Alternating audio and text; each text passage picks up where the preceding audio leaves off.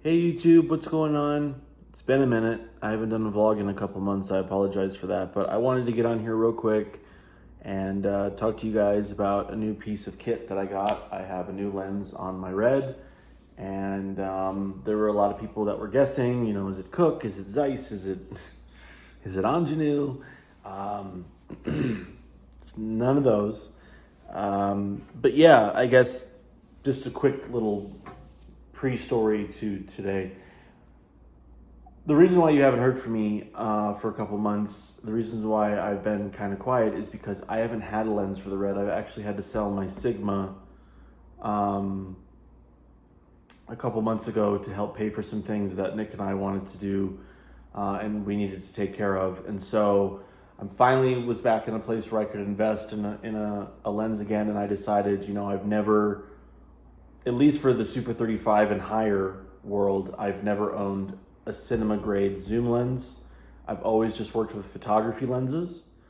The only cinema grade zoom lenses I've had were in the 2/3 inch world. I had the Zeiss Digizoom a couple years back, and some Canon cinema zoom lenses that were all B4 mount lenses.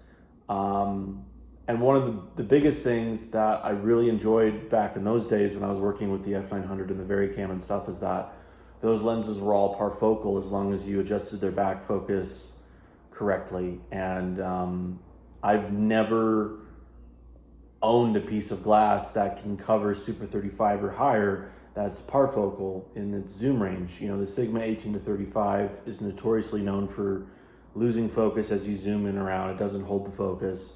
So having that ability in the world of like larger format than 2/3 inch is pretty cool. So without further ado, I'm gonna stop having you guys just look at my battery pack, and I should flip it this way. I got the DZO Pictor Zoom 20-55. So I'm sure almost all of you are that you know of this lens for what it's capable of doing, and the build quality of it is very inexpensive. It's actually on sale right now, which is the whole reason why it's here is because of that sale going on right now on Adorama and B&H. It's like $400 to $700. I don't remember what the exact thing was, but it was a hefty gash in the MSRP, and so it was within my budget to do that, and I got it, and I got it just in time because I'm taking all of this equipment to Chicago in a week. I have to go back home. It'll be the first time I've been back in Chicago in a little over 3 years. Nick's younger brother is getting married, and I've been hired to, be the wedding videographer.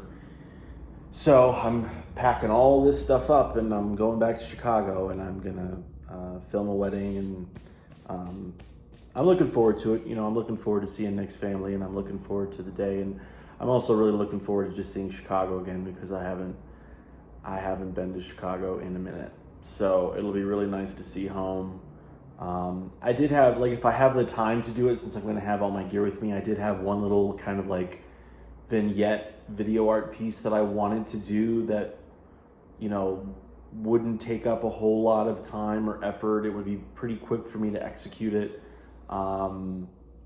I don't want to give anything away or anything, but it's definitely something that the idea has been rolling in my head for a while, and I'm like, oh, that'd be kind of cool, but we'll see if I even have the time to do it. Because obviously we're going out there for a wedding, and then I'm gonna blink and suddenly be on a plane back to Colorado. So, but yeah.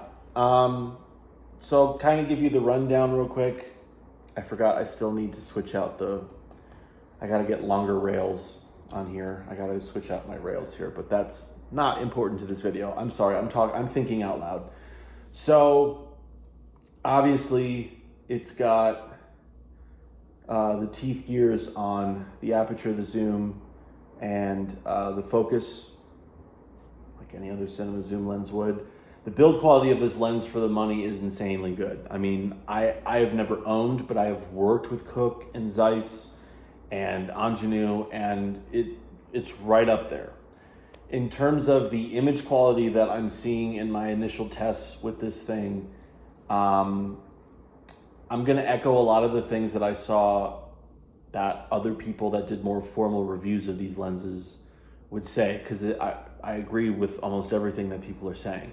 When you have the lens wide open at t2.8, it does have a more softer, organic. It's not a very clinical lens. It's not something where it's not going to be sharp and perfect like Zeiss would be.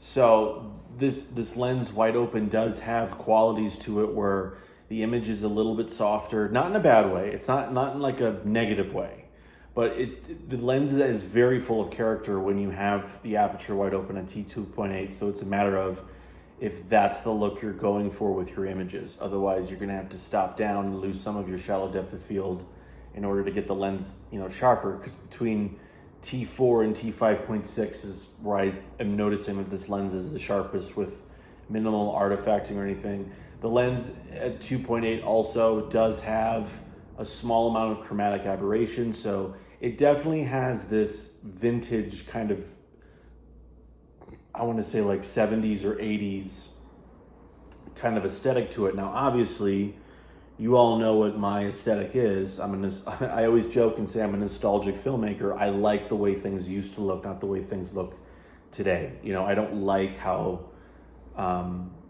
clinical and perfect and kind of Botox injected modern day style of cinematography looks. It's not me. I like dirtying stuff up. I like adding texture. I like doing my little fucking magic behind the, Oz curtain and whatever the fuck you want to call it.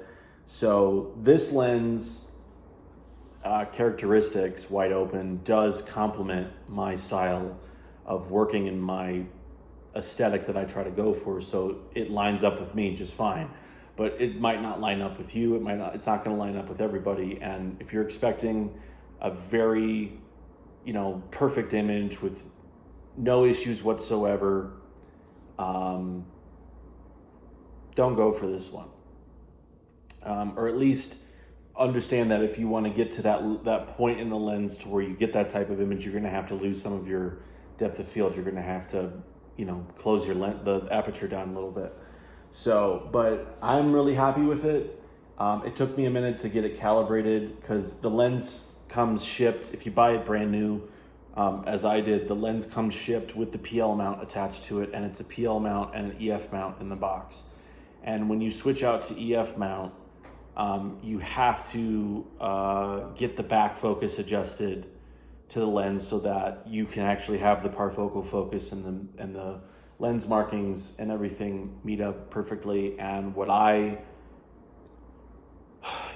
figured out really quickly was that this whole time that I've owned this Red Epic, the back focus of the sensor was not calibrated correctly. So I had to do a combination of shimming the back of the lens, which are these like little circular pieces of metal that you put kind of sandwich in between the back end of the lens mount, and then you put the lens mount on top of that and screw it in, which adjusts where the lens mount is sitting in relation to the back piece of glass.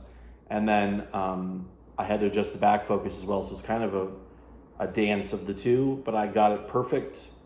And I have infinity focus, and I have the parfocal focus and everything. And it took a minute. It took me about an hour and a half to really kind of like figure out how to get everything set up correctly. But I'm really happy with it. And so that's basically it. That's the only real news that I have for you guys right now.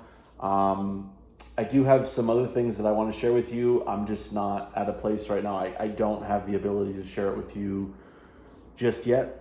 But it's some big stuff, and I'm really looking forward to sharing that with you guys. Hopefully within the next 2 to 3 weeks, I'll be able to share that with you guys. But everything's going good. Nick and I are doing good. The rabbits are doing good. The weather is still unbearably hot here in Denver, and I'm waiting for it to cool down. I'm so over the summer. I'm ready for the fall. But yeah, that's it. So new zoom lens, and got a trip to Chicago coming up for Nick's brother's wedding, and that is it for now. So I will talk to you guys later, And yeah, you guys have a good day. Bye.